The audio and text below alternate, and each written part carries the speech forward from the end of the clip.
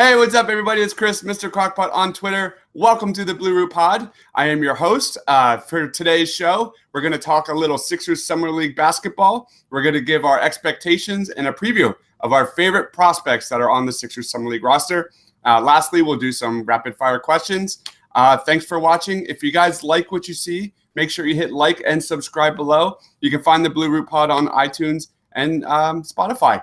Thanks for watching, guys. Take care.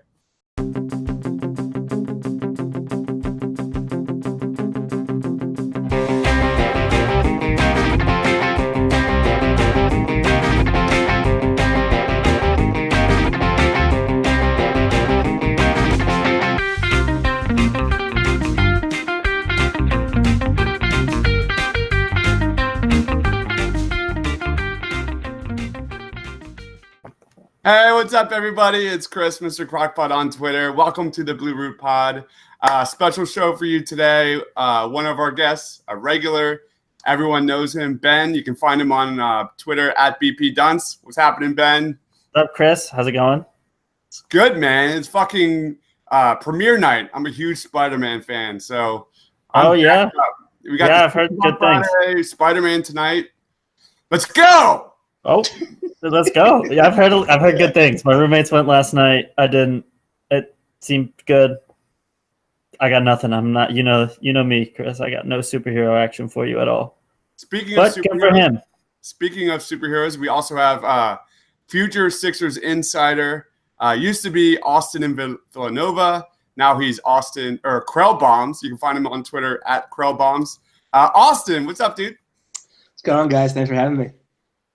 Today we're going to do just a Sixers Summer League preview and just kind of run by some of the top players that you're going to be watching starting on Friday. Ready to go, guys? Oh, yeah. 3 of the best words in the English language are Sixers Summer League. It's the best, right? All right. Let's start off with the point guard, Shake Milton. In the G League, he averaged nearly 25 points a game. In 34 minutes per game, he shot 36% from 3. He had a few moments in the NBA in March and April, and he had 13 points versus Orlando, 9 points during the last game against the Bulls. Shake had a back injury last year, so at this time, he didn't get to play in the Summer League. This will be his first Summer League with the Sixers. What do you expect from Shake during this year's Summer League? Austin, go ahead, man. So I think it's important to sort of put yourself in the mind of the player here with Shake because he spent time going back and forth between Delaware and Philly, and trying to work his way onto the roster. And he was fairly dominant last year in Delaware, as you said, 25 points in 34 minutes. I would say that every summer you have a guy in Summer League who you're like, this kid looks like a star here. It's because something didn't happen the way he wanted it to his first year, and he has that chip on his shoulder, and he's trying to show out and be like, "I'm ready to go." And I feel like Shake might be that guy for the Sixers. They're going to give him I almost said a max contract. They're not going to give him a max contract. Just another one. That just out of nowhere. They're going to renounce Al Horford. It's not my money. I think he realizes that he has secured himself a roster spot. I do think, though, he's eager to say, look, this team needs a backup point guard, and this team needs another guard. They need shooters. I can be that guy. I think he's going to go out there, and he's going to have a really good Summer League. I will have an eye on him for sure. What about you, Beth? So I think there's a couple specific things that the Sixers as a whole are going to be looking for out of Summer League for Shake. I don't think the scoring is important. I think we know that Shake can finish and he can shoot a little bit. He can kind of do his thing. So I don't think, if you remember last year when Korkmaz just went for 40 or whatever it was, just didn't pass the ball. If he touched it, it was going up. I don't think Shake's going to look like that in terms of who's going to be the dominant Summer League superstar for the Summer League Sixers. I don't think Shake's going to go for that because I think he sees the roster right now and that there's this huge backup point guard hole, and that could be TJ, could be something else. Well, we have yet to see, although I'm sure with all the podcasts we're recording. We'll find out during one of them when we're talking about the plan. But so I think Shake's going to have to look to show that he can run an offense, that he can handle like some pick and roll responsibility. Like I think that's really the key. That's keeping Shake from being like a reliable NBA option. At this point, we know he can score. We know he can guard a little bit. He's long and he can do some help defense. Like we need to know that he can handle running an offense. So it'll be fun to watch him get the keys, and just with all these defensive prospects around him, like can he get guys to outperform their expectations offensively? Shake is such an interesting case because with the Blue Coats, he had a very high usage rate. He ran the offense. He facilitated the pick and roll.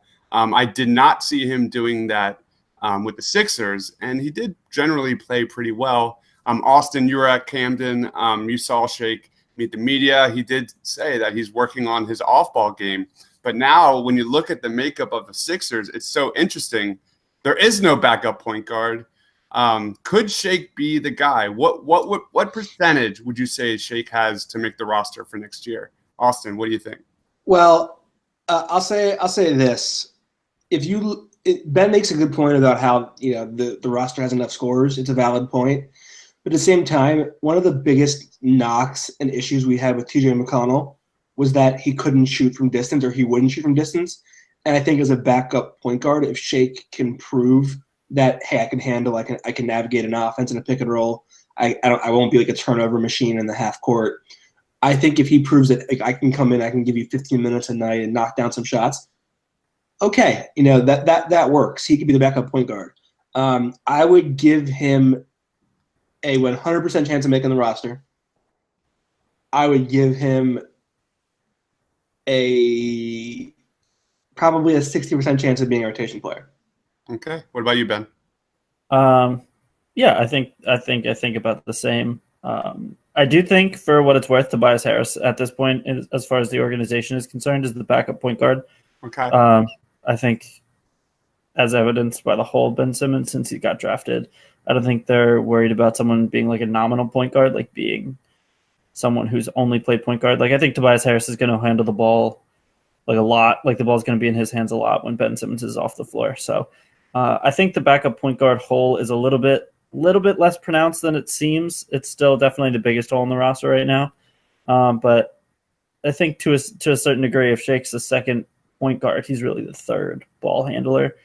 I don't know if Josh Richardson wants to, or if we want him to. He handled the ball like aggressively way too much in Miami, like way more than he could or needed to. But like maybe he can do that a little bit and kind of make the backup point guard a hole that we're okay with having and can work around. I would give him, like 99.5 at this point. If he doesn't make the roster, it's something behavioral. I don't think there's a basketball reasons chance he doesn't make the roster. And I think that a very good, very, very good chance he's in the rotation, at least to start the year. And then we go from there. We see if trades happen or if buyouts happen and who ends up where, but probably 80% that he plays minutes. This is something that I kind of thought of while you were talking about it. And it's a little bit, it's like semi off topic, but it involves Shake. This team is so big that, let's say you shift Ben Simmons to power forward in the first rotation out, and you bring in Shake. The Sixers small ball lineup will be like most teams' average full lineup. Yeah. Like full. Yeah. Like the point guards get our small ball lineup will consist of a 6'6" point guard, and that's like abnormal too. Yeah, and Shake's got the long wingspan. For what it's worth, I do think those Elton Brand quotes definitely tell us that Shake's going to play a lot of minutes. Yeah. When he was talking about the whatever it was, like guards that are long and guard, like that's. I mean, I think that's like we're playing Shake. Can you imagine if he like drafted somebody? Sorry, guys, just real quick. If you like drafted somebody and they're like, "Why'd you draft him?" You're like, "Have you seen his neck?"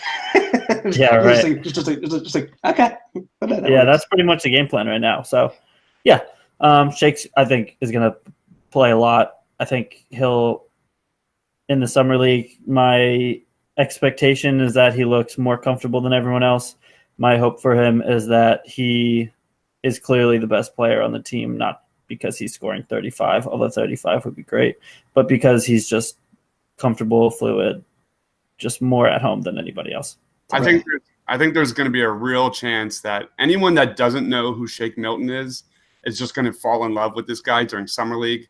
He's going to be running the same offense with Connor Johnson, lots and lots of pick and roll with Norvel Pelle. We'll get into him later.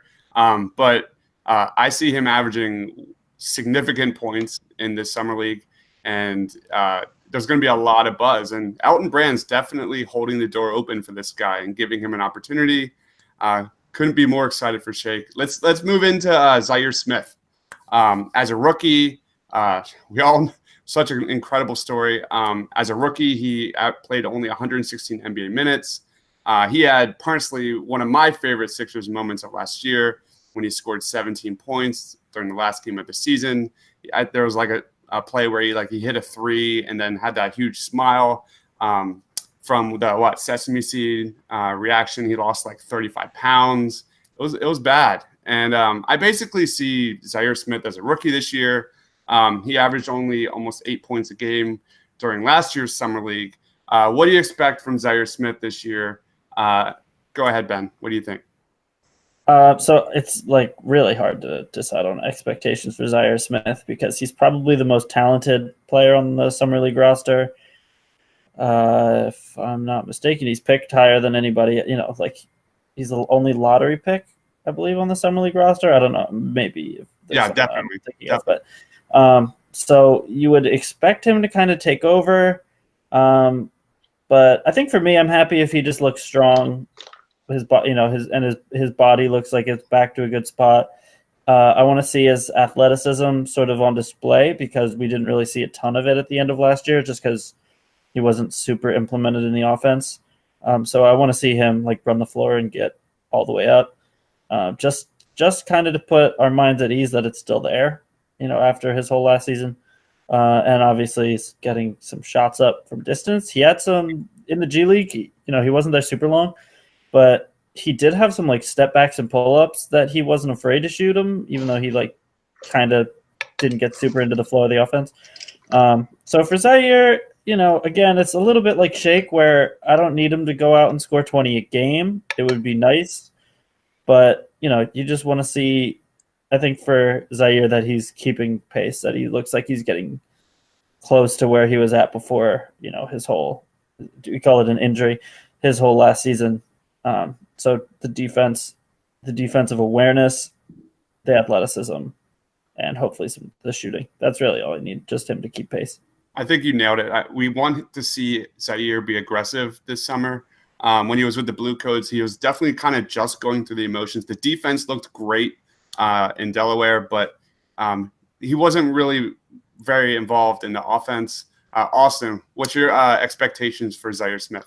I think we have to realize that while he is technically going to his second year in the NBA, he's only 20 years old.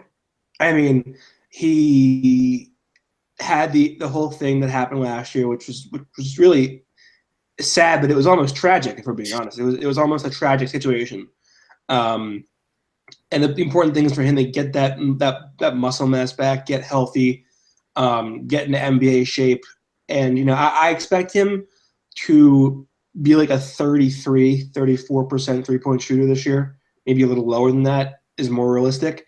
The shot today in open space, it looked good. The mechanics were consistent, which for a guard on this team is unheard of. Yeah. But the shots were going in. But again, it's open court. It's practice. There's not fans there. There's no one in his face. But the repetitions were down, and that's the first part. And I think coming into the NBA, he had a remarkable IQ for cutting off the ball, and so he could see if he was being overplayed or if there was no one watching him, and he was quick enough to get to the basket. So I think that'll work with Al Horford in the high post really well. Ben Simmons looking in really well too. I think he's going to average 8 to 9 points a game, 3 or 4 rebounds, and a block. He'll probably commit some dumb fouls here and there on shooters, but it's going to be a learning process for him. He'll get better month to month, and he's going to be a very valuable bench piece to this team, I think, moving this year.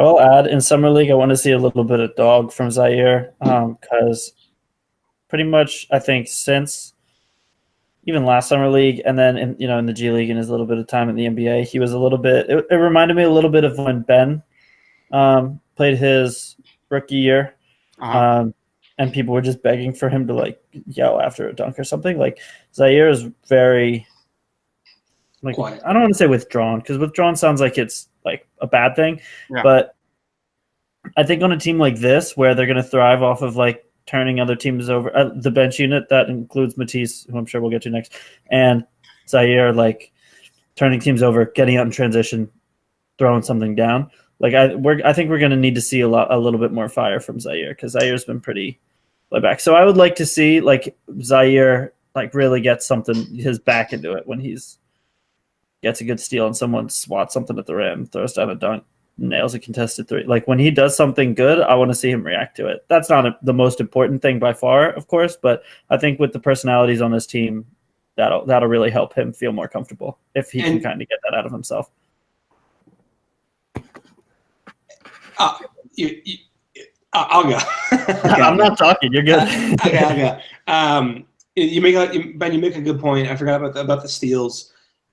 Part of what got him eyes in college was his ability to deflect passes and get the ball and create steals in the open court. And with Ben Simmons, like there are going to be so many plays where he like tips up a pass. Because keep in mind how athletic he is. If someone's trying to thread a needle or trying to be sexy with the pass, he'll be able to like intercept it, and then you'll get Ben Simmons out and running. He's going to be a catalyst for a lot of their transition this year. Yep. Yeah, agreed. Great on-ball defender. Let's move into the team defender kind of guy, Matisse Thybulle. I see Matisse as a starting 3 for this year's Summer League, but you can throw positions out the window. They don't mean anything. I think he's going to get a lot of playing time between him and Haywood Highsmith, between the 3 and the 4 spots. Matisse had a decorated career in college. He posted some ridiculous steal and block percentages, some of the best you've ever seen ever for an NBA prospect. His wingspan, ability to disrupt and deflect passes in the lane is like almost eerily similar to Robert Covington. What do you expect from Thybulle? Ben, go ahead, man. So I think it's pretty well documented if you follow a bunch of our podcasts that I'm the Matisse guy. Like Matisse is I've spent the past 3-4 weeks just doing nothing but watching full games of University of Washington. And Matisse it's gonna work. It's gonna work really well in summer. And this is for both Summer League and for the Sixers. Because the thing about Matisse is that you can see after his freshman year, he was a little bit unclear about his role. But after that freshman year, starting sophomore year, which I believe was with Markelle, was his sophomore year? Yeah. He really settled into I'm not the guy on offense. This is not my team on offense. David Crisp was, becoming the guard his junior and senior year, did not help at all because David Crisp is a tunnel vision black hole point guard, and you're never going to see the ball with David Crisp on your team. He's going to shoot a fadeaway floater for no reason instead. But Matisse was useful and was in the right spot. He moves on offense even when he doesn't touch the ball for 10 possessions. He's moving around, he's dragging whoever's on him out of their place. He's tall enough to shoot over and confident enough to do it. I'm sure Austin can add more on this, but watching the videos from Summer League, his jumper looked remarkably consistent, virtually identical every time he put it up. Very fluid, only a small dip, which I personally like to see shooters with a little bit of a dip, as long as it's not much. And his is very slight; it's there every time. He can he's athletic. You don't necessarily see it on offense much because they pretty much camped him on the perimeter. But he can finish over you, he can finish through you. Matisse is going to be able to cut hard. He's really exceptional in the corners. He's really great because he's a very, very serious backdoor threat. If he cuts, he's finishing hard. He doesn't really go for a layup if he can dunk it. Like offensively, he has the right makeup, and so I think, and the point I'm trying to make is that he's going to look like a million times better on offense, like day one in the NBA than he did in college, for the simple reason that he played that glue guy, you create for me and I'll finish role, and that's just not. He had horrible personnel for it in college, like no real playmakers, no real passers. They just were like guards trying to make crazy plays or dump it to a big man. And so now with guys like Horford that can set 4 off-ball screens a game, he's going to get space. Yep. On the Summer League Sixers, he creates a lot. He's going to create a lot of space just because I think like people aren't going to respect his shot, and he's probably going to hit a few in the first game, and then they're going to have to guard it. Like and the defense, what's really interesting, him and Zaire are a really fun fit because they're both really switchy. They're both really long. They're both very strong. Like, I mean, we'll have to see about Zaire's strength, but Matisse is really, really strong. So you kind of have this thing where if you trap a double, it's really good. And what's interesting is you might even be able to implement like a lot of zone in the NBA because Horford has always been successful in the zone, and Matisse obviously has experience in the zone. Like the team's long, so a zone might actually work for 4 minutes. Really kill. So Matisse is going to be good in summary. How about that? I love your point about maybe Thybulle's kind of energy being kind of the catalyst to kind of get Zaire more engaged in the game. What if we saw Matisse and Zaire wear those red headbands that Jimmy and Ben wore? Oh, I don't know. I'd die. I would die. The drama. Austin, yeah, they're going to be great brothers, those two. They're the Bash. I consider them the Bash brothers for defense. And Austin, what are your takeaways? What are your expectations for Matisse Thybulle this summer league?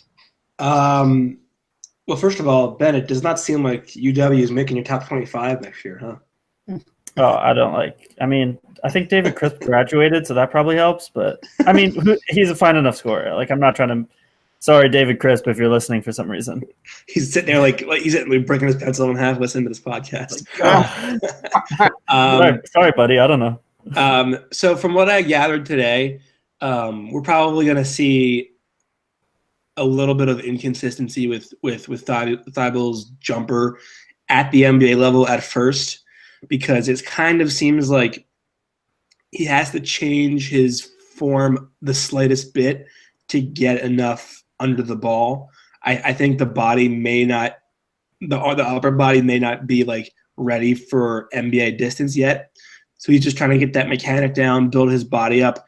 I mean, he was making some, but he was also missing some too. And then he was also working on form shooting at the end of the practice, which tells me that it kind of confirms my theory. Because if you've made the NBA, doing what you're doing, you probably wouldn't be messing with your mechanics too much.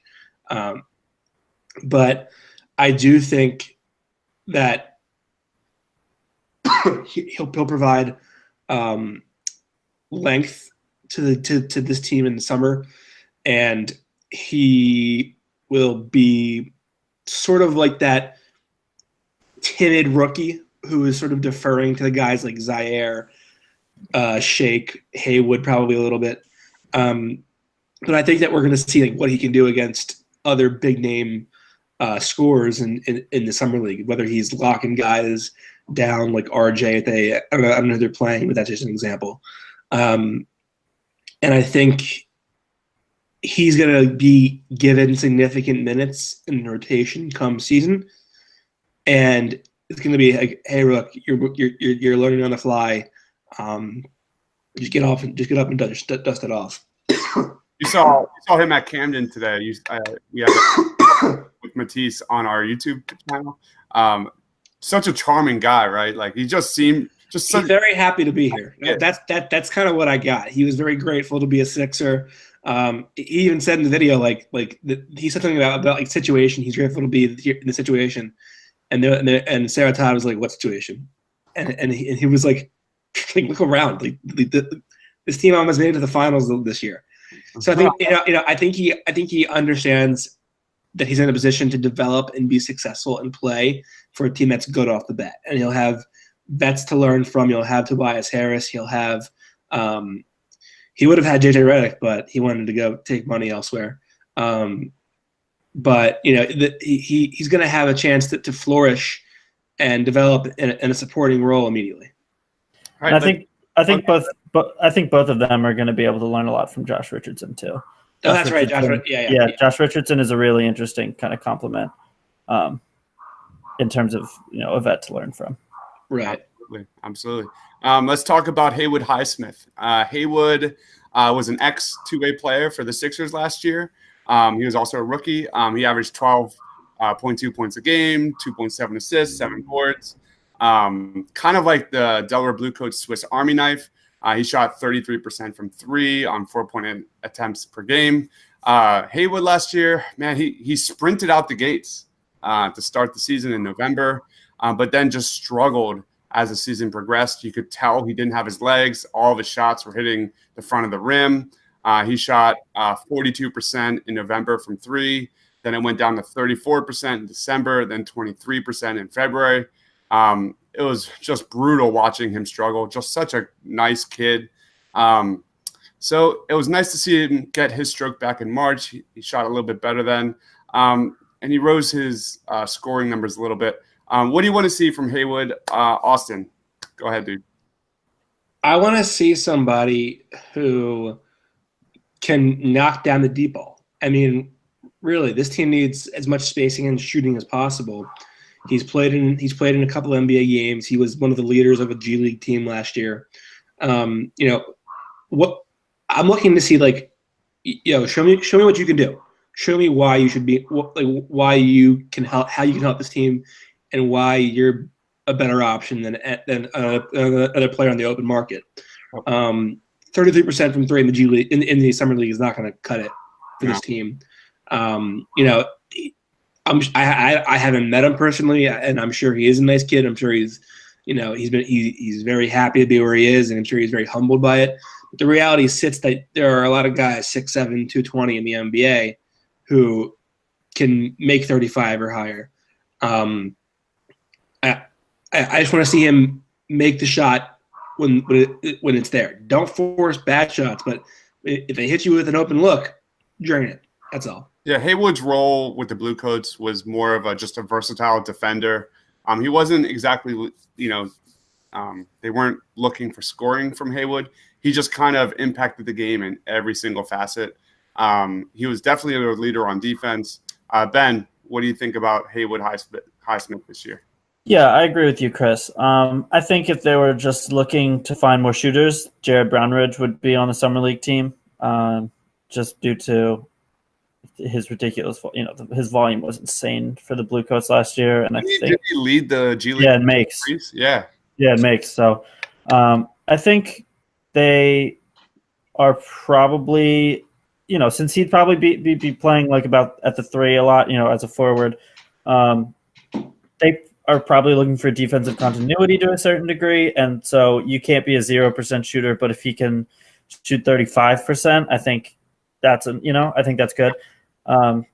But the thing for me is I want to see him hang. If he can at least look like there's not a very powerful drop off defensively between him and between Zaire coming on or Matisse coming on, if he can look like he's about at the same defensive level, then I think there's a good chance they just throw a minimum at him. And more over the course of the year, because summer league's a bit too quick, I just want to see him pace himself a little better. He definitely hit that rookie wall where you just don't know how – and being on a two-way is hard. All the guys who have been on two ways that are now in the NBA have said that the travel time hurts you pretty bad. All that stuff really puts a strain on you. But I just want to see him still have legs. He was so good in the beginning of the year. He might just need to make some changes, whether that's diet or the way he works out or whatever it is. I certainly wouldn't know, just to preserve himself for the end of the year, because the rookie wall hit him hard. If he can get that away a little bit, then he'll be useful. And I think when you're looking at a 14th, 15th man, like Amir Johnson last year didn't really give us anything. You know what I mean? Yeah. He had a good game, and then a good game for the Bluecoats. If Haywood's the 15th guy, that's totally fine with me. So I think to be that, he just needs to get those small things done. Just show that he can still guard NBA size and, hit a couple shots enough to at least look like, okay, so people will pay attention to him. Hopefully that shot translates and stays consistent this summer. Really depend, like you said, Austin, that is everything for Haywood. Let's move into Norvel Pelle, one of my favorite players in the G League. If anyone follows the Blue Root Pod, you know that. Norvel Pelle in the G League averaged 11 points a game, 8.3 boards, 2.9 blocks in 23 minutes. It was just a monster to finish the season. He averaged 14 points, 8 boards, and 4 blocks during February and March. What do you want to see from Norvel Pelle? Go ahead, Austin. Well, let me just say today when he came to the podium, he was like visibly very, very like giddy and very excited, and he was just like, especially after having signed a 2-way deal, like he finally feels like he's made it. And he has he's earned his opportunity. That being said, it's not a full NBA contract yet. He got to go out and really prove that he can bring value to this team, and I think he can bring value to this team. It's about offering that defensive versatility that you need out of guys who are 6'10", 230, being an athlete, being a rim protector, being able to switch and play on the perimeter without fouling.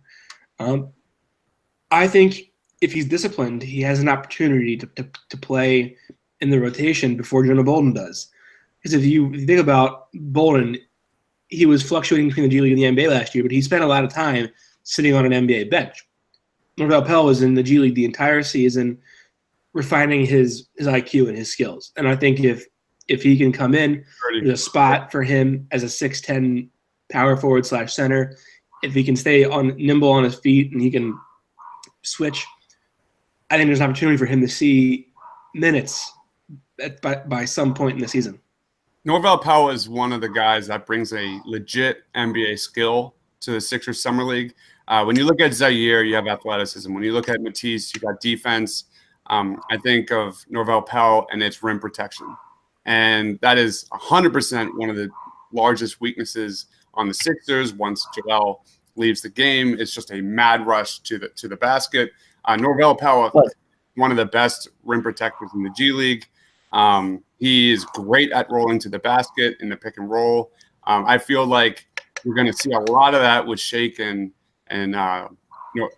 Norvel, like we did with the Blue Coats. Ben, what's your kind of expectations for Norvel this year? So it's summer league. I think he's gonna be good. I think he's gonna have a great summer league stretch. The NBA status for him, I think, is a little more questionable because for the simple reason that, so with Kyle O'Quinn, right, you now have a tall, burly rim protector coming off the bench, and this one has experience in the NBA and some playoff experience. I believe he got some playoff minutes this year even. So for Norvel, I think that kind of is a bit of a setback, just because there's somebody else who kind of does what he does. But I think you have injuries, even you just have depth issues. Like, if Joel's getting a load management night, Horford prefers a 4. He does. I know we keep talking about Horford as the backup 5 and sliding to the 5, and he'll do it, but that's really not his. Like, he doesn't like to. He likes playing with a traditional center. Even this past year on the Celtics, they had Baines and Horford out there almost constantly. So I think there's a shot that he can have minutes here, but it's going to need to only if Bolden's gone, I think, because Bolden's theoretical skill set just makes more sense for the team with his, the 3-point shot is all over the place with Bolden. Sometimes it's all over the court when it doesn't hit anything. But Norvel's not shooting threes. To his credit, the free throw percentage is the only stat you didn't list that I think is important. Upper high 70s, might have even hit 80s at certain points this season. Like that's. I remember I asked him after a game in the G League one time about it, and he was like, I don't know. I tried to hit him. I was like, cool, let's go with that. I was like, that's good. That's good. And I was like, you do it. That's not the exact quote, but that was, the general vibe of what he was saying. Is he was like, I don't know, it's good to hit free throws. I was like, it is. So good for you. But why would you make it for free? Right. Well, we won't talk about that. But yeah, so I think Norvell has a great skill set. I think he can be useful, but right now the NBA roster spot is going to depend on some factors that we have yet to see. It seems like Jonah Bolden, if the Sixers decide they want to open up a little bit more cap space, he's probably the one to go. So it's not impossible he's off the roster by the time the season starts. But with him there, you just have a ton of centers and a ton of front court depth. And I'm not sure the team is in position to give out a ton of shots right now. Take a lot of chances on players and give them time to see what they can do. So I think the summer league is going to be really, really important for him. So I think we will see like that rim protection and defense, but I also think we have to see offense. We have to see that he can be a contributing offensive player, because otherwise it's just going to make more sense to keep Bolden on that roster spot and keep him on the two-way, and then maybe if somebody else has a standout G League season, maybe that two-way goes away. So I think the summer league is the highest stakes for Norvell Pell, because he's the closest to being on the roster without a good chance of being on the roster. Let's quickly talk about the last two guys before we get into some rapid fire questions. Chris Kumaji, he's a 7'4" center from Florida State. Make sure you guys check out Jason Blevins' exclusive interview with Chris. It's really incredible. One of the best stories out there. He only played 15.5 minutes per game for Florida State, but his per 40 numbers are pretty hilarious. 17 points, 14 boards, 3.6 blocks. He's kind of like that same mold of like Norvell Pell to me. He's a roller. He has a good touch around the rim. I definitely can see why our head coach Connor Johnson fell in love with this guy. Austin, you got to see Chris today. What were some of your takeaways with Chris? You haven't seen a large human until you've seen Chris Kumaji. I mean, I was befuddled by how big he was. I mean, just a big, lanky guy. There's these big beanstalks for legs. It was quite the sight to behold, and I mean that in like a respectful, nice way. Like it was like, who is this guy? And you could just see that on an NBA floor with an NBA level pass like Ben Simmons, you could just lob it up. It would be the easiest finish ever. Like he's big. I think he's beefed up enough that he could actually defend like NBA bigs. Okay. I don't know that I see him playing like any kind of significant minutes in his first year. Mostly because I think he's going to be a pretty big offensive liability. I think he's more there to protect the basket. You don't want him at the free throw line. I mean that was very apparent that you do not want him shooting any kind of shots outside of like 2 feet. But I like the idea of him.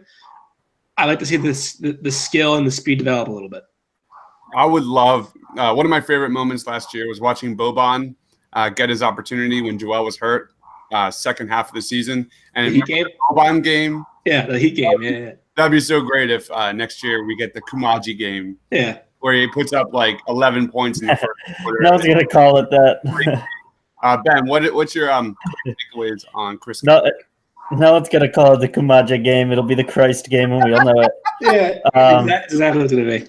Yeah, I think he's going to be an outstanding Delaware Blue Coat. Like, I don't think he touches the Sixers roster because I don't think if you want him on the team, why aren't you just taking Norvell Pell? The guy who's a little more experienced, who's had a little bit more time to like figure out NBA positioning and can hit his free throws. Like, I think he's an excellent idea and like project. And if 12 months, 18 months from now, like he's got a little bit of free throw mechanics figured out, a little bit of like, here's where I can stand in an offense and kind of make my presence felt.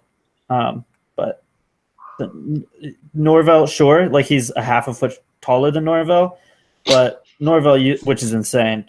But Norvell is efficient with his length and with his size. And I agree. And Kumaji is a little bit. I mean, because the thing about Boban, right, that separates Boban from the other like just huge dudes in the league is he has like outstanding vision and touch. Mm-hmm. You know, like in that net series, we could see like if you just leave him open from like 18 feet, like he's hooping on you, and like Chris doesn't have that yet. Maybe it'll come. Maybe I wouldn't. I don't know. We'll see. But I think it's going to be really fun watching him for the Bluecoats because I think that's likely where he ends up unless some team with an extra roster spot just decides, like, let's see. But right now, I don't think you can play him in any game that isn't 20 points apart because he's just going to get hacked. Yeah, I think in order for something – real quick, Dad, sorry. In order for if we see Chris Kumaje playing minutes on an NBA court this year, it means something went horribly, horribly wrong. Or horribly right. And we're 45 points. And we've clinched a playoff spot by like game 45. We're 44-1. Just saying. Yeah. He just won't be ready. I mean, he won't have the speed. I know I said that I said like he would sit on an NBA bench. I meant like if he gets called up, that's what he would do.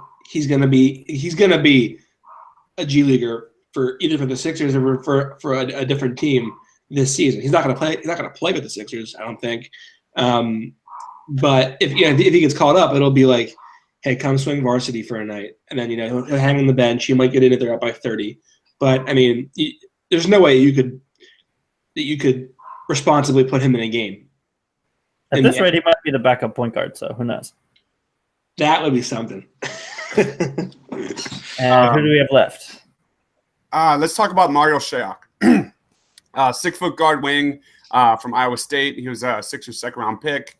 19 points per game at Iowa State, 39% from three. Solid defender, pretty decent wingspan. When I watch the tape, I worry about his foot speed, especially on defense. He's not a shot creator. He's not a guy that has a handle that's going to, be able to get his own shot or create space. He kind of has that kind of Haywood Highsmith, like he's good at multiple things, but not great at anything. He doesn't really have an NBA skill. What are your quick takeaways on Mario Shayok, Ben? Go ahead, man.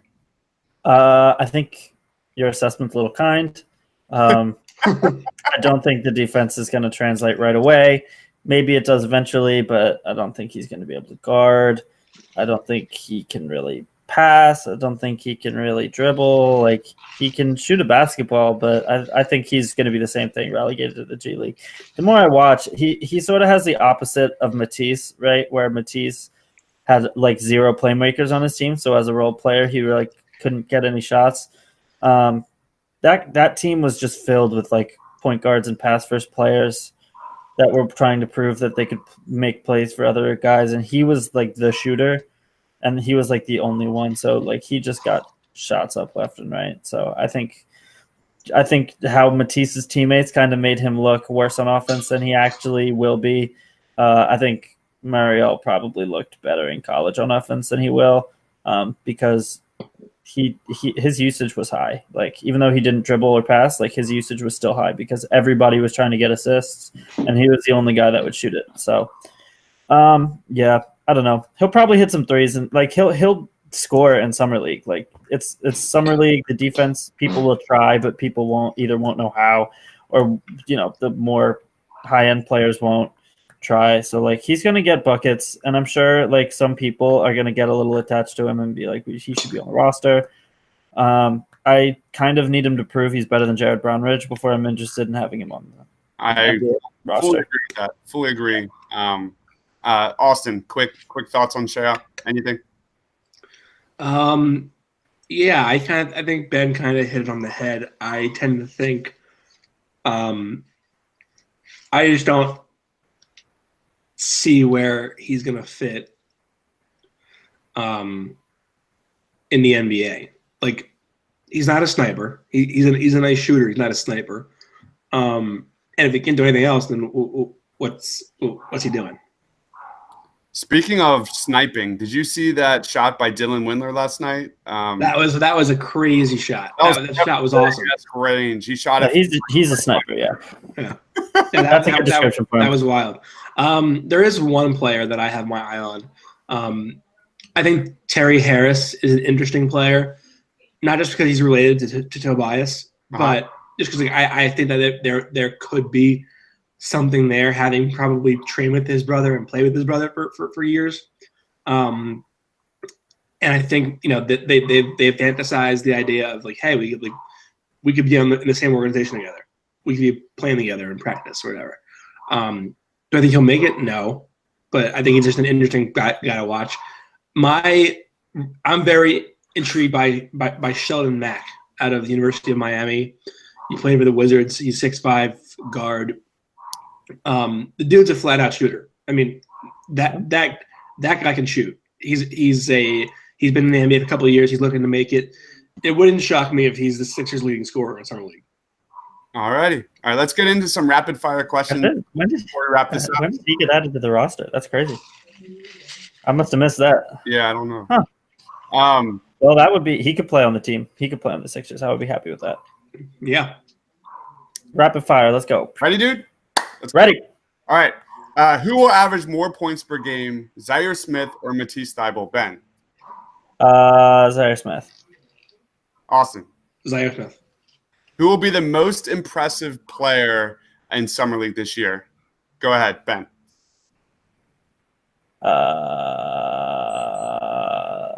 Most impressive. So, like, relative to expectations, Shake Milton. Okay. How about you, Austin? How do you define impressive? Like what? I'm thinking who's going to outperform expectations the most and be like, oh, wow, that's better than I thought he was. Yeah. So I think Shake. I think Norvell Pell. Okay. I love it. Love it. All right. Between the draft, free agency, and Summer League, what is your favorite part of the NBA offseason? Austin, go. Definitely, without a doubt, free agency. I mean, baseball free agency is what? I said for Austin, that's not even a question. At Krill. You knew that answer. The sleuth. It's sleuth season. The sleuth. No, I mean, like we saw how long it took with baseball for things to happen.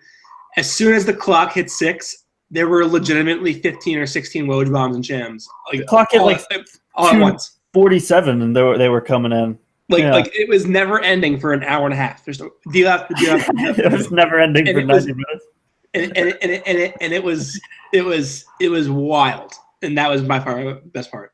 That was a really good comparison with the Phillies because it was like 6:45. We were walking into a concert at the Wells Fargo Center, and like I'm legitimately getting upset that the Sixers haven't done anything yet. It's only been 45 minutes. Oh my god! I drove home from work for the Phillies at like 6:20. I left from work, so I just put on the 2 unidentified sports radio stations in Philadelphia,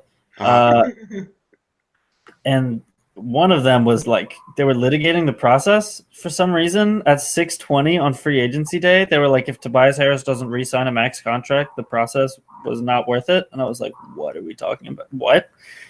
Like, people are signing deals. This is a crazy thing to be talking about. And on the other one, people were just going straight up ballistic that it was 20 minutes and no one had been signed yet. And like, there's just no frenzy, like the frenzy of NBA free agency where it's been 11 minutes and you haven't signed anyone to a contract and people want to like break into Josh Harris's 17th mansion and like just wreak havoc. Like, it was crazy. It was insane. People were just calling in and screaming into the microphone. Like, it was amazing. And his answer, didn't they said something like the team gave him 6 minutes to decide if he was going to sign? Yeah, but it was like 45 minutes. It was like 45. It was like the report is apparently it was 45 minutes. They gave him a number, and they were like, "We have other options that we need to move quick on. You have 45 minutes." And he was like, "I want to go leave and talk to my family." And they were like, "What?" To me, I haven't looked that far into it, so nobody yell at me if this is crazy. But like, it seems to me like he had super unprepared. Like, he had no magic number. There was no like, if they offer me more than this, I'm keep taking it, and less than this, I'm leaving.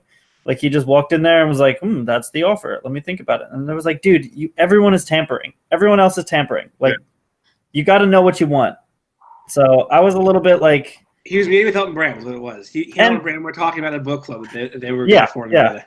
And yesterday, the first report said 11 minutes, then it was 9 minutes, and today I went on Twitter and saw that they gave him 6 minutes. So, like, come on, what are we doing?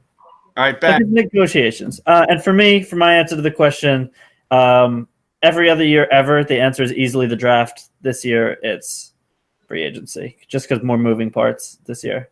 All right. But unless it's a big max class, the draft. You know what's funny is that, like you say, like people on, I'm guessing it was like WIP were like litigating the process. No matter what happens in free agency, no matter like who you sign, you could sign 16 clones of TJ McConnell in free agency. It would not matter because as long as you have Ben Simmons, Joel Embiid, the process will always be worth it because it's way better having two guys who are perennial stars than like being happy that you get one guy to make the team as a reserve every fifth year. My point of the whole thing is not necessarily like how like I'm so mad that they're saying the process didn't work. It's like people are signing deals right now.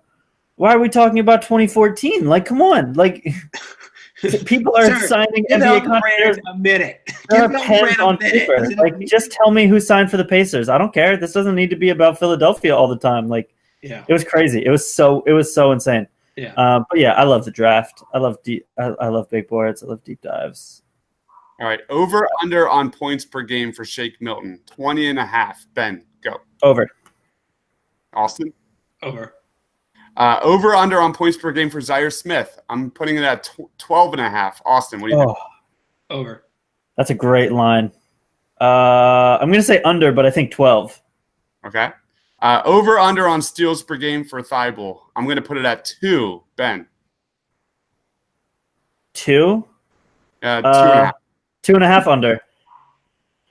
I think. Under. What about you, It Austin? could be 7. I don't even know. I think under. I think 2 with that. All right. How would you overall grade Elton Brand during the draft and free agency this year? A to F. Ben, go. Draft. No, overall. Oh, combined? Yep. Oh, I thought you meant separately. So I guess B overall, right? Because I think like if it was just free agency, it's like an A-, but like the draft was pretty horrible, but they still got Matisse, so like maybe B+. B+ seems brave when they sold 4 picks, but All right, Austin. I think I'm leaning towards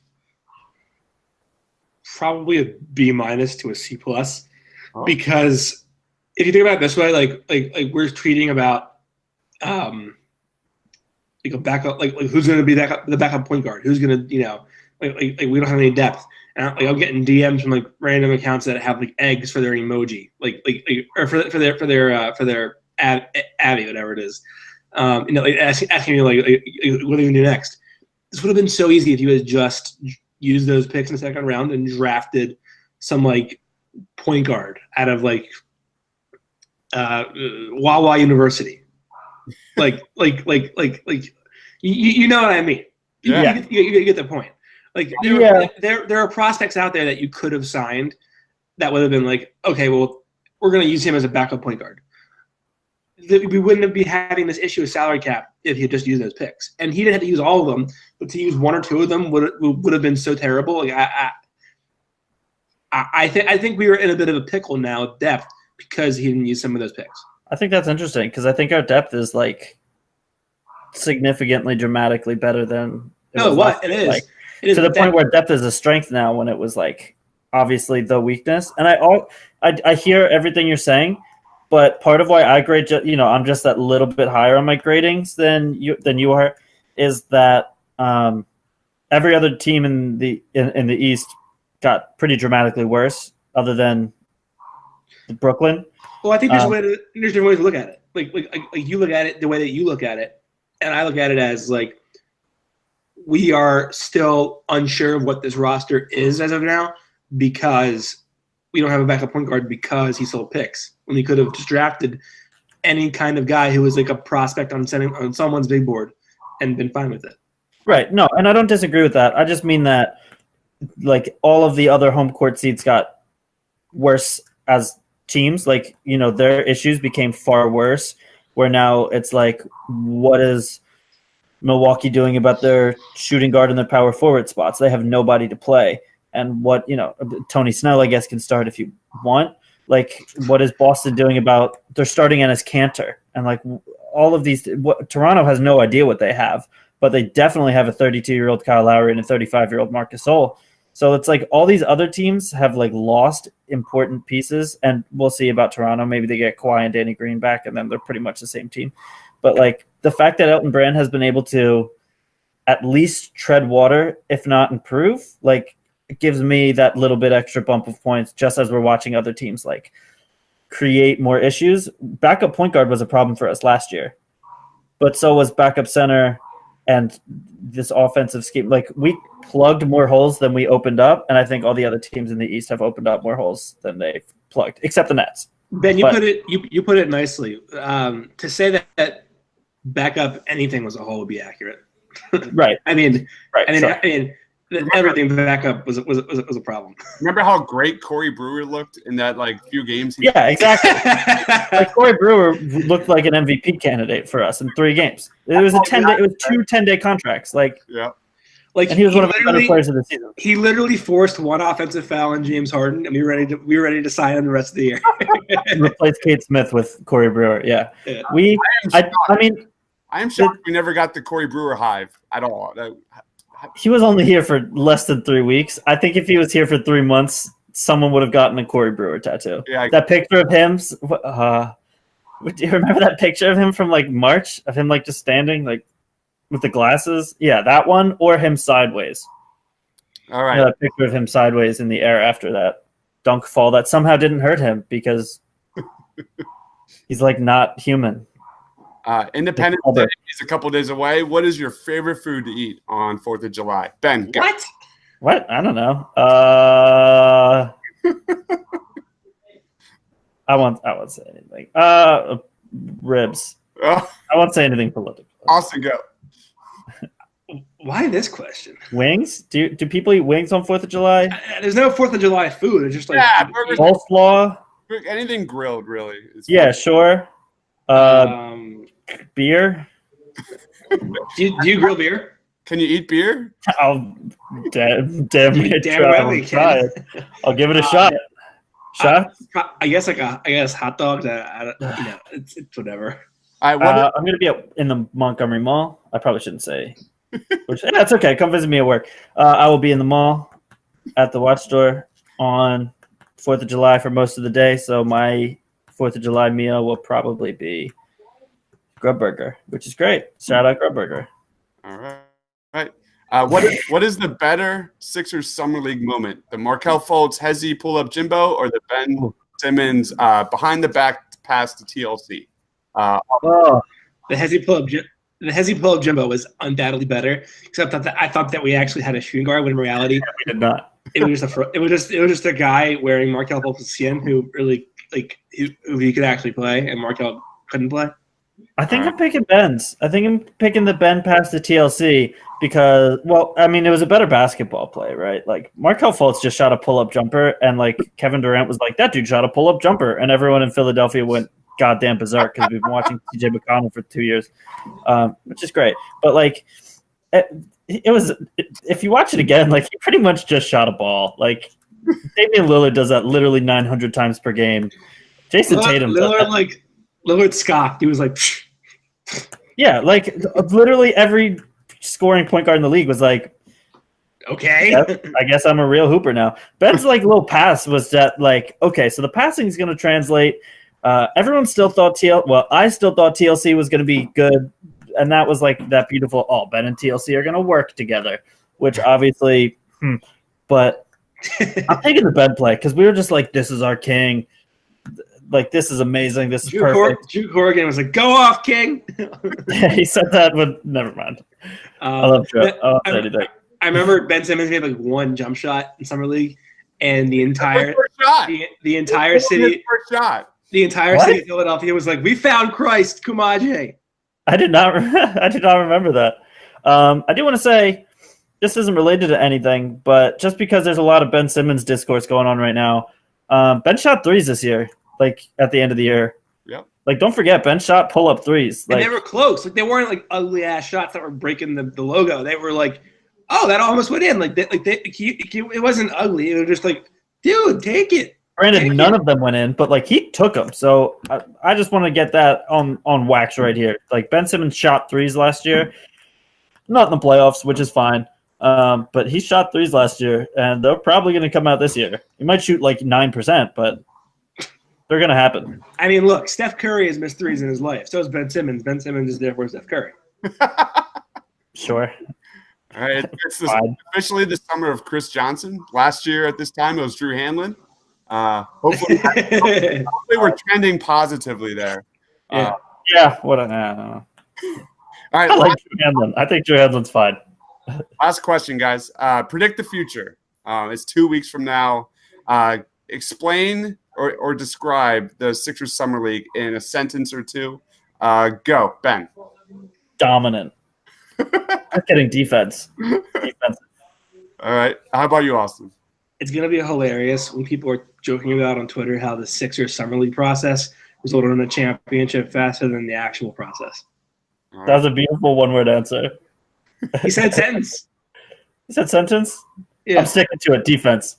That's my sentence. Lock down. All right. That's so funny.